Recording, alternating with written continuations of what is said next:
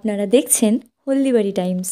মরশুমের শুরুতে লাগাতার অতি বৃষ্টির জেরে হলদিবাড়ি ব্লকের বিস্তীর্ণ এলাকার আমন ধানের বীজতলা ক্ষতিগ্রস্ত হয়েছে। চরম সমস্যায় পড়েছেন ব্লকের ধান চাষিরা। এমন পরিস্থিতিতে সেচের মাধ্যমে বীজতলা বাঁচার আপ্রাণ চেষ্টা চালিয়ে যাচ্ছেন আতঙ্কিত ধান চাষিরা। ব্লকের সর্বত্র ব্যাপক পরিমাণে ধানের চাষ হয়, কিন্তু একটানা বর্ষণে জমিতে জল দাঁড়িয়েছে। তার উপর ব্লকের বিভিন্ন ছোটখাটো নদীর দুকুল ছাপিয়ে জল বইছে। জল নামার কোনো লক্ষণ দেখা যাচ্ছে না, ফলে দিনের পর দিন জমি ডুবে থাকায় বীজতলা নষ্ট হয়ে যাবার আশঙ্কা দেখা দিয়েছে। এলাকার ধান থেকেই ব্লকের রেশন ও মিড ডে মিলের চালের যোগান আসে। স্বাভাবিকভাবে ব্লকের ধান উৎপাদনে ঘাটতি হলে জেলা জুড়ে তার প্রভাব পড়বে। তাই নতুন করে বীজতলা তৈরি করে যাতে ধান চাষের লক্ষ্যমাত্রা পূরণ করা যায় সেদিকে তৎপরতা বাড়াচ্ছে কৃষি দফতর।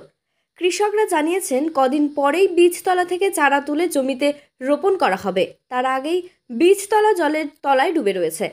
দু একদিনের মধ্যে জল না কমলে চারাতে পচন ধরবে, তাই সেই জল সেচ দিয়ে বের করার প্রয়াস চালানো হচ্ছে। তবে এতে কতটা কাজ হবে তা নিয়ে নিজেরাই সন্দিহান, কারণ প্রায় দিনই ভারী বৃষ্টি হচ্ছে।